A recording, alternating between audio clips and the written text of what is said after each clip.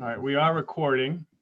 All right, I'm going You to are call. like right on the precise second to start. I'm like trying to get everything ready and promote people, and you are on it. Yes. No, okay, so today for the building committee, we have myself, Norm Gupel, Steve Chamberlain, Chris Kelly, Rob Nato, Michelle Clark. We have BPS, Amy Doyle, Rebecca Gagnon, Jay Burgess, Bill Hickey, and Doug Proctor. We are operating under the governor's emergency order where we can do this meeting online where it has been properly posted in multiple locations. Minutes will be posted later once they are approved, and this meeting will be recorded and uploaded to the community. Any motions or on this will be done by roll call per state guidelines. Perfect. Welcome back, everybody. It's been about a month since we've had our last meeting. A lot's happening in our schools. It was great to take a tour of them recently with Steve. Thank you for making time. A lot of progress, and I'm very happy to see a lot of the photos that have been circulating. First part of our business today is to have a motion for our minutes from our previous meeting.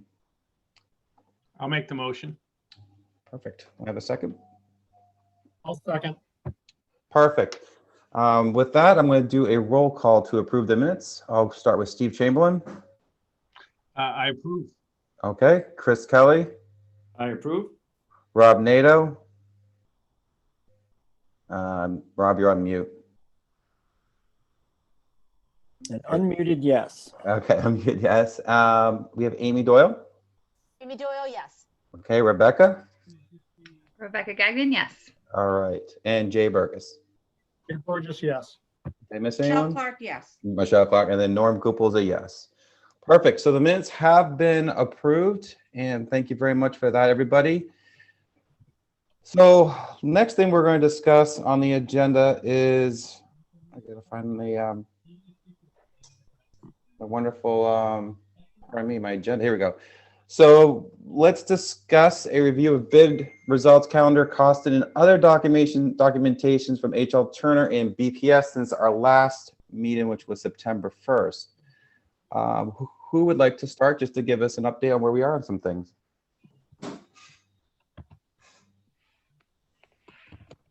I'm gonna appoint BPS to start then. Okay, yeah, I had to get off mute. Slow at the button. Okay, so what was the topics, just so I hit them well? I think it was bid updates. We're pretty much through all the bidding. And there is, most of the contracts have been awarded. We're down to nickels and dimes here of smaller items that remain. We have one large one still to do. Gordon was working very hard with the state of New Hampshire and the prison system in trying to get millwork, cabinetry, and such items performed by them, and that hopefully would have been a cost savings. Generally is. The project overwhelmed them. Gordon, you can speak up, but even they didn't ever get back to you about trying to bite off a smaller portion. With that said, we're going to go back to GMP bidders, which the budget is based on, and start awarding those contracts, which we'll start assembling and showing you those bid results. That's the last major item. Okay, perfect. And what else was on that topic, Norm, if you would? Just an update since our last meeting. If you want to just go through a little bit what's been done since we met last time on September 1st. And when was the last meeting date? I'm sorry. September 1st. September 1st. So I'll try to go Just backwards on that. So with that said, Maple Street and Middle High School roofing is complete contract wise. We still have some leaks that we need to deal with that were in areas that were not part of the scope at this time, especially the metal roofing over the cafeteria, the 80s edition, and some classrooms. Working through that, trying to find the best solution. And those are also numbers and alternates that I'm sure you folks will be discussing. Sorry about that. Another phone call came in, had to cancel. Since then, as the school got completed, the restrooms, all the delayed due to COVID, all the delayed touchless fixtures have arrived and been installed. Doug Proctor has gone through and done a punch list of the restrooms only And we are working through those items, taking care of those particular items that he noted and documented on the punch list. Maple Street School, very similar. All touchless devices are installed. Ramp is complete. Doug punch list the ramp area in the restrooms, and Larry's been working through those. They're currently working on all the roofing at the Maple Street School, and that should wind down, weather permitting, in the next 1 or 2 weeks. The goal is to have it complete, even with some weather, by the end of the month. So that will finish the roofing at the Maple Street School. Over at Harold Martin foundation is, addition foundation is complete. It is backfilled. Our intentions were to pour the concrete slabs on the first floor and lower level tomorrow. The weather report was just iffy enough to scare us away a bit, so we are tentatively setting that pour up for Friday. Weather's looking good for Friday. We'll keep you posted on that. And some good warm temperatures over the weekend. Structural steel was scheduled to arrive on Wednesday or Thursday. They have bumped that up till Monday. We just got that word. So structural steel will arrive on Monday, which is probably great because you have no school. So we'll get that unloaded, shook out, and they'll start flying steel hopefully on Tuesday and go right into joist deck. Out back, the cistern location has been excavated and waiting on the cistern tank to be delivered and installed. We are working on approvals for a fire pump and et cetera. And as soon as those approvals come back from the engineers, we'll get those parts and pieces ordered so we can get those in place. This is all in timing to have the majority of this work done by the end of the year for the state funding. I believe that's pretty much my update. If you have any questions, I'll fire away. Barry, I know we're still pretty early. How do you feel about the schedule? Are we pretty much on schedule for the Harold Martin edition? Do you feel We're very pretty much good on where we schedule. should Thank be? you. Feel great about the schedule. Actually picking up 2 or 3 days on steel is exciting. So we're quite pleased with the progress there to date. And once the steel is flown and up, then we can start bringing in other trades and site activity will increase. But there'll be a couple weeks of just a steel crew there. With the overhead danger that, we don't have any subs or trades working underneath that. So the next couple of weeks will be just the steel trade. And then once that happens, is completed, we'll roll into the exterior light gauge metal framing and outside walls and roofing, moving into getting that weather tight. Once it's weather tight, we can start the plumbing, mechanical, and electrical trades inside. Thank you. And this is Gordon. I'm online now on the phone.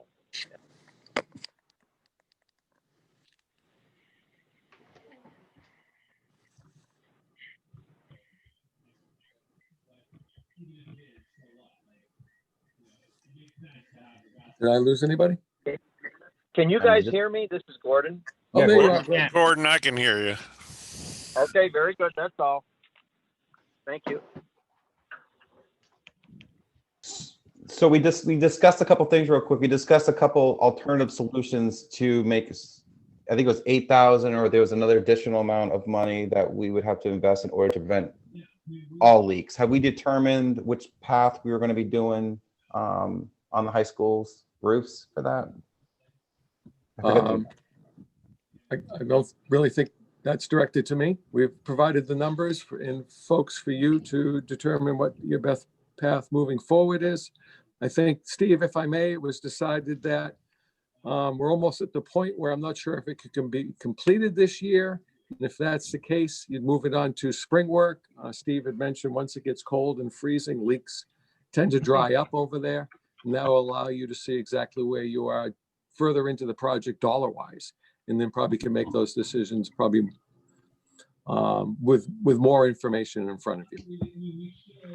I think, Barry, you're right on. Gordon's putting together just where we are on the owner's contingency. We want to make sure we have those numbers as we look ahead and see where we are with the risk, right, of how many unknowns in the next few months of it. But I think we're in pretty good shape and looking to make a decision a little bit later on once we understand where we are in the owner's contingency. Perfect. Perfect. I'm going to move over to Gordon. Gordon, you have a brief update that you could provide from your point of view? Well, no, I think it's exciting on the steel arriving because now that we're going to bump up against winter here, and we always do. So that's actually a plus. Any couple days that you can gain actually adds another whole week at some point because in winter everything goes so much slower. So I think we're on automatic pilot now for the concrete floor and the steel. That's great. That's great to hear that we're getting some steel. I've heard from Harold Martin teachers that they've had to do like a timeout with the kids because the kids love all the cranes and everything. So they've got an educational experience seeing all the stuff going in and out. So they're learning. That's what's great about it. Bill or Doug, do you have any information to share a little bit regarding from anything you guys want to update us for this? I'll let Doug talk. Just a correction on something Barry said. I did not punch the ramp because at the time I was there, it wasn't completed, but it's Frozen. pretty far along now. And then there is an issue that arose at Maple Street with the roof at the rear with the library where the snow over the years has bent a parapet wall that was improperly constructed. So we're going to come up with a solution there to fix it without a large impact to the budget, because you really don't need the parapet wall as we can tell. It was just there for aesthetics, and it would be very involved to reconstruct it properly. So we might be just taking that off and providing a regular roof edge since it's in a corner of the building that isn't really visible from anywhere unless you're back in there. So, and we don't foresee it causing any problems to the envelope of the building if we do that.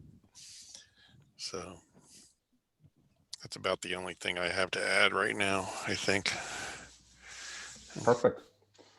Does anyone have any questions? All right, looking forward to seeing that steel being delivered. Definitely want to take a peek at that. All right, the next thing I wanted to discuss is on our agenda is discuss the 5th floor door at the elevator. Who would like to speak to that? Sure. Okay. So we did the tour, and there's a choke point with the door heading down from the 5th floor to the 4th floor at the elementary school. One of the Pam Moskal up there noticed it. Rob questioned it. Chris questioned it. Appreciate Doug talking about it a couple of times and coming to visit. And so, yeah, I appreciate Doug taking another look at that. We want to make sure that we can provide as smooth enough egress for the middles so that they can smoothly go from 4 to 5 and 5 to 4. Doug, you want to just talk about where we're at with your thoughts about that door? Did you get a chance for photos, Steve, at all? Or I no? didn't. I sent them to Doug. Doug, did you get those today?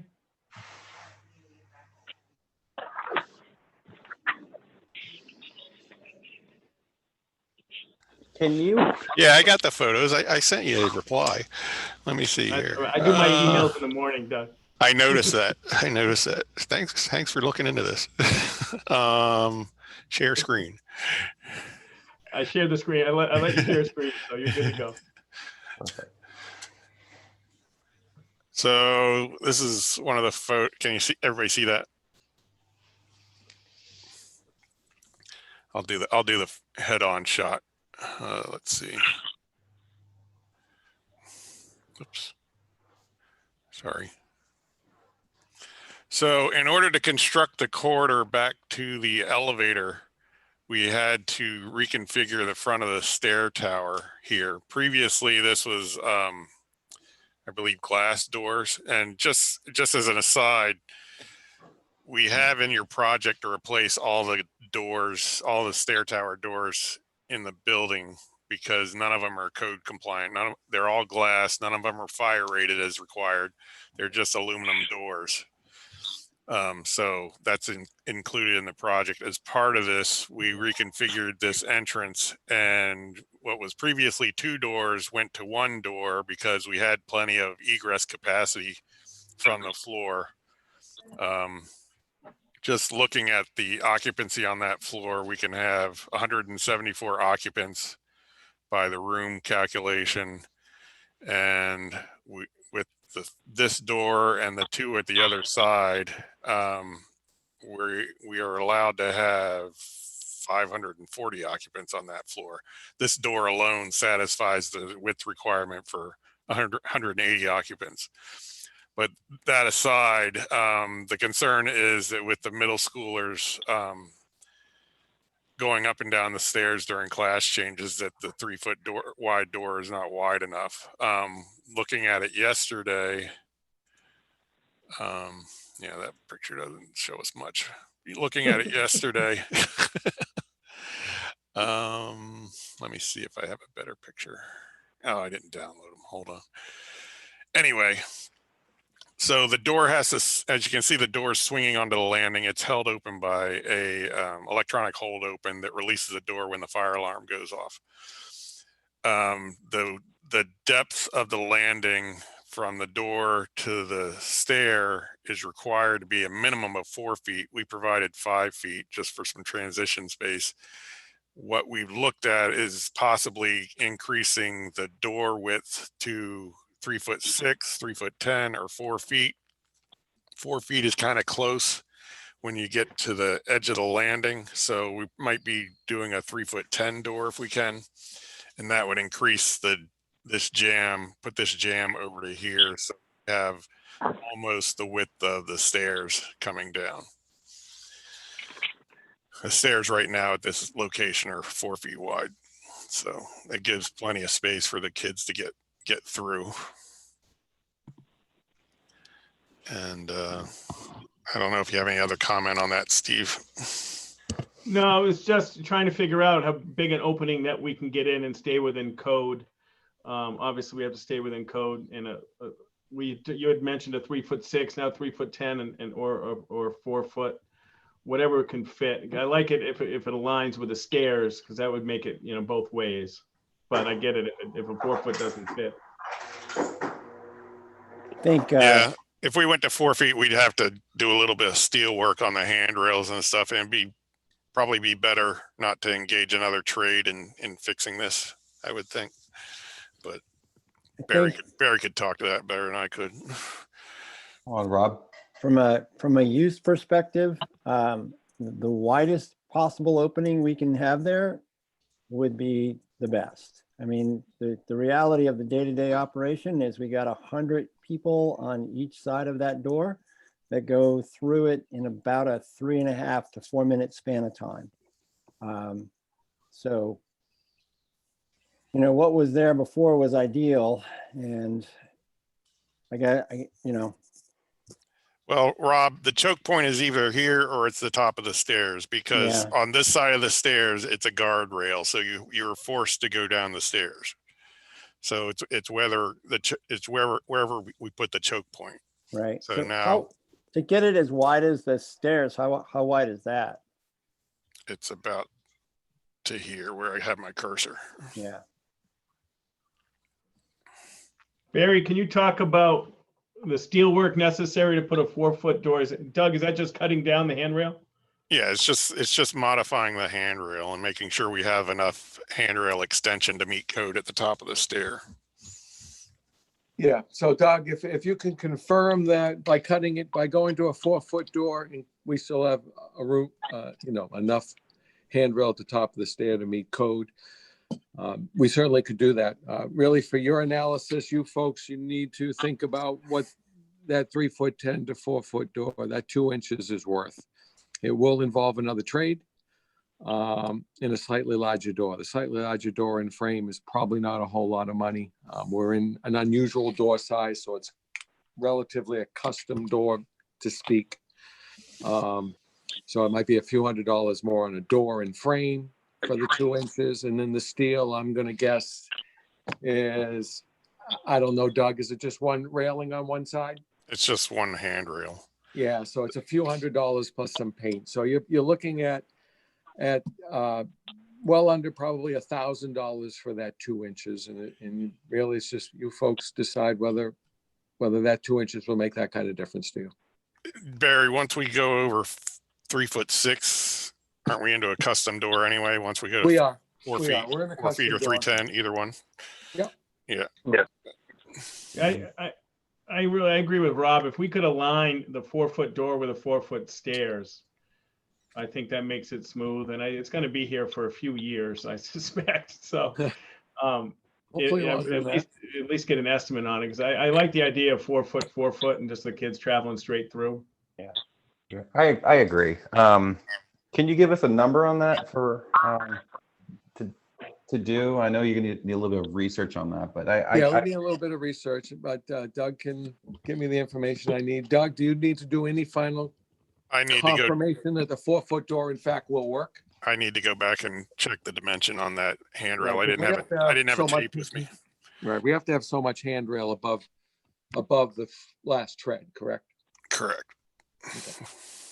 perfect. Yeah, if we can squeeze a 4-foot, I'd love to see what that is. If we have to go to a 310, let's see what that is too. Okay.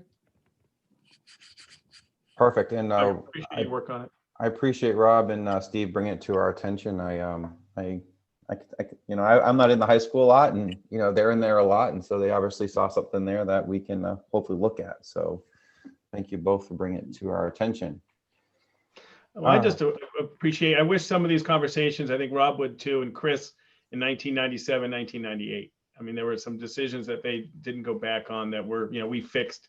We don't want anybody to fix this in 10 years. We just want to make sure it's right. So I appreciate it as well. Rob, thanks. Doug, thank you for taking a look at it. Thank you very much. It'd be easier if the kids looked up where they were going, but they don't. So wider is better. All right, perfect. Does anyone have any questions regarding that? Awesome. All right, so we're cruising along. I'm going to turn it over to Michelle for a financial update. Sure. So in the Google Drive, you should see the financial, which includes revenue, which we have now also a month's worth of interest, which at some point the school board will have to decide if the interest is something that they want to add to the project as money that's available. If it is, it would have to be a special warrant article on the warrant to be able to do that. But that being said, you'll notice if you look at this financial compared to the last month's financial that there's been some changes. And what I'm trying to do is align with Gordon's records as far as how he has things broken out, so that we can both check and make sure that what he's saying is what I have and vice versa. So for instance, you'll see in the general area, that some of the contracts, but then it's a lot of like the soft costs that you kind of hear. Yep. And so, and in there's like 275,000 as contingency, but that's not all our contingency. We do have more than that because within each scope of the BPS area, at each school, there's contingency money in there as well. So I can share my screen, right? Yeah. Yep. So, and I think you guys can see this that I'm going to show you, because this is kind of like the live version in the Google. It's a Google sheet.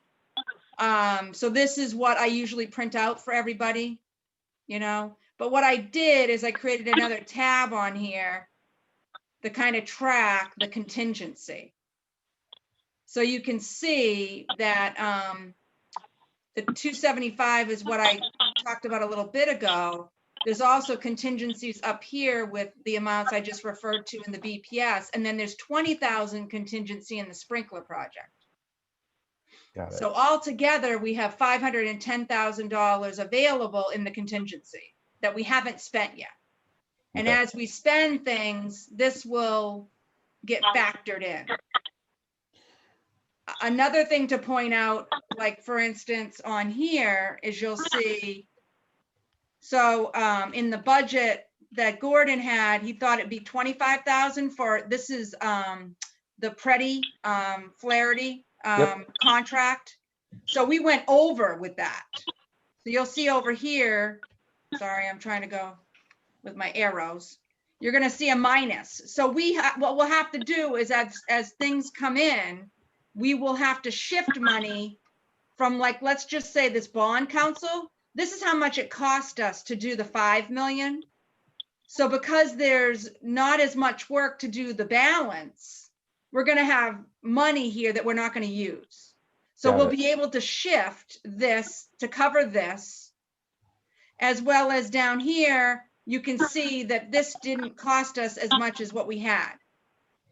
So eventually these things too, if they're not needed for like independent testing or abatements or FF&E, it could go to the contingency area too, and be money that's free to, be able to reallocate. So I hope this isn't confusing, but I was trying to match it up and trying to make it so that, we kind of all would know at the same time, kind of thing. So I'll be And happy to add answer any to questions. that, that's why we say that as we go into the project, we'll be able to tighten these figures up. So when we get to next February, for example, and we find that abatement wasn't as great as we thought, we can steal some of that money to go over to contingency, and you can then make choices based on the new dollar amounts. The same thing will be true on the construction side. The dollar amounts that you saw at the top of the page, those will be, Barry will say, we're now this far along. We don't think we're going to spend all that, or we're going to spend a little more. So it's a fluid document, but we want to be able to track it monthly. So as of right now, we have written 1.3 million in payments, correct? If I'm looking at this Yes. correct. Okay. Sorry. Yes. No, that's fine. So that makes sense. So what you're saying is when you look at the bond council, we only spent 9,000, but we budgeted, or contract was for 30,000. So we can take the 21,000 and apply it to something else that we might go over on, let's say an attorney work or something else. We just kind of move line items around to. Correct. Perfect. Correct. That makes complete sense. I love this, the Michelle Clark School. It's just. Yeah.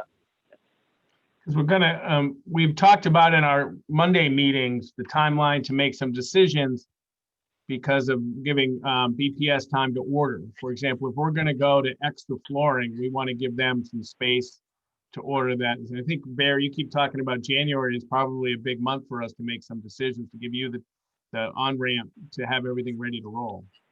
Yes, January, February for sure. Just to make sure we have lead times are changing. We'll keep you updated to those and make sure we get all the same dye lots for carpet and et cetera, and get it in a warehouse ready to go for summer. It'd be perfect to have that all sitting there waiting to go so we can hit it hard when school ends in June. So the next 2 months will be big. We'll know where the project moves forward, but we're going to have to make some pretty big decisions about deploying some of the contingency to expand some of the areas of alts that we've talked about. Yes, next 2 to 3 months, Steve. Yes, you are correct. Just to go with a little bit further lesson on that, Barry will also in the next couple months tell us what he has done, what we call he's bought it out. So in other words, at some point he's bought the product from the vendor, so we know that isn't going to change. So it's like saying that the car is estimated at $20,000 when he's actually bought it out with a contract for $19,500. He knows he now has 500 extra left over, or vice versa. So as Barry will be telling us those items that he has bought out, he's probably bought out about 80% of the job already, right, Barry? I'd say we have, like I said, the last major item is all the cabinets, millwork, and et cetera. That's the countertops, lab tables. That's the next major buy. Yep. Any idea when you'll commit to that purchase for the project? We're going to do that in October. So in the next few weeks, you'll see us talking about that. We're just checking with the vendors and making sure nothing's changed. And they're still excited and incredibly interested in moving forward with the project. Maybe someone's gotten hungrier. Maybe the low bidder is not as hungry. So we recheck everything. You've had no hiccups with lead time on anything, huh? EPS at all? I mean, We pre-ordered everything we possibly could. Fortunately, there's not a lot of lumber. Lumber is a huge problem right now. We pre-bought some lumber just generally company-wide a couple months ago in anticipation of some of these issues coming up. PT was one of them. Yep. Because all the numbers have just tripled and gone crazy, and supply is an issue. So the balance of the lumber we're waiting on. Market's telling us that they are going to settle back down and go back down lower. Great issue is you guys have, Doug, correct me if I'm wrong, other than maybe, no, I don't think we have any asphalt shingles. That has become a huge issue, so no issue for you folks. So yeah, no, we've dodged a bullet. The tough one we had was this summer, which was the touchless, because everybody on the planet was going with touchless faucets and soap dispensers and whatever they could go with touchless. So that was a problem this summer.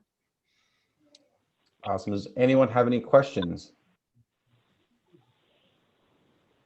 No, Barry, I've walked Harold Martin, I've walked Maple Street, the high school, and I just want to say your team's doing great. Everything looks great. It's kind of, thank you to everyone who's been taking photos and the update, Gordon. It's been really great. People have enjoyed seeing where this product is going, where our project is going. It's exciting, and I'm excited to see more photos and the steel coming up. So great job, everybody. It's been a great experience. All right, I have nothing else. Can you believe it? The next thing is our next meeting. So I guess our next meeting is supposed to be November 3rd. If that is what works for everybody. What's that? November 3rd for our next meeting. That's election Can't day. meet on election day. I didn't realize it was election day. Oh no, that's definitely not happening. We can hit me. That's why there was a question mark in the agenda. Okay. We're all absentee voter. We're all absentee voting anyway. I voted 3 times already. So Don't say that. We might be under martial law, so we'll see. So let me look at my calendar. So no, we could, I'm going to push it out to November 10th. November 10th. Rob, does that work for you? Yep. Okay, let's do November 10th, 4:30. Does anyone have any issues with that? Mr. Chamberlain, I know you have the biggest calendar. No, that's good. That moves out a week. Thank you. That will work, because then we're going to have to start making some decisions. So having that meeting, that would be great. All right, perfect. I'll have to change the posting because I posted out, although I posted all the meetings through June. Isn't that exciting? Yeah. But I will change. Michelle will make sure I change this posting. Otherwise, I'll have some people show up and they get cranky when they show up. So we got it. Thank you for moving this. No problem. Does anyone have any questions, comments? I didn't know if everybody's familiar with what we're doing with the HMS sprinkler. It seems like everybody here, except for maybe, I don't know if Rob is or not. Please share with Rob. I mean, I have a good background, but I think for people who aren't part of the management meeting, I think this would be a great opportunity. We got some time. Just because everybody has time to kill. So originally in the construction documents, we had for them to install a cistern on the backside of HMS where they have we call it the dinosaur side of the building because they have the dinosaur drawn on the brick wall back there. And then they were going to pipe in, then we were going to have a small fire pump building outside on top of the cistern. Or next to the cistern, and that's where the fire department connection would also be for the fire department to come in and hook up their pumper truck, and then all water would get pumped into the building from there. Barry and the sprinkler contractor did some investigation on costs because Barry? We were looking at 180 or something, or 280. What was it? Yeah, good question. I think it was 280, 280 for the whole thing. Yeah. And because we had to, and that's because we had to do a vertical fire pump. So a vertical fire pump, sucks out of a pit like a straw and then pumps into the building.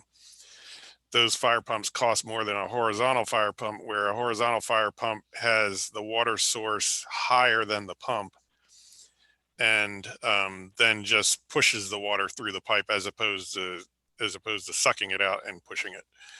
And that pump costs less. So what we did is investigate different areas in Harold Martin to see if there was a location that could satisfy the hydraulic needs for a horizontal pump and the space needs for the school. And what was determined was to investigate utilizing the outdoor storage garage, which is next to it's off the southwest corner of the building, adjacent to the entrance to the kitchen back there. And what that does is displaces some of the lawn care equipment and some other things, which, were okay where they were, but it's probably better if some of the fluids that are in there with that equipment aren't with the, in the building proper. So the idea was to take that space, turn that into the fire pump room, and provide a storage unit for the outdoor lawn maintenance equipment and stuff, and any power or whatever they might need. So what that did is it lowered the cost of the sprinkler by 50 or something. We're thinking, we don't have the final numbers, right? Yeah, it's going plus and minus. I'll sort that all out, but yeah, we're headed towards $40,000-$50,000 by the time we take out the little pump shack. We don't know the reason we don't have it finalized, Doug, is, we don't know if we have to get in, what we're going to have to do for heat out there or any fireproofing. Gordon was successful, I believe, on convincing the fire chief that the roll-up door could stay, but we have to look at that door to see if it's insulated or how we might handle that. So there's still a few items out there in the plus and minus column, but we definitely made some huge steps on heading towards some good savings, without a doubt. Right. So with that exercise, we might be able to get down to 250, 240, somewhere in that range or something like that.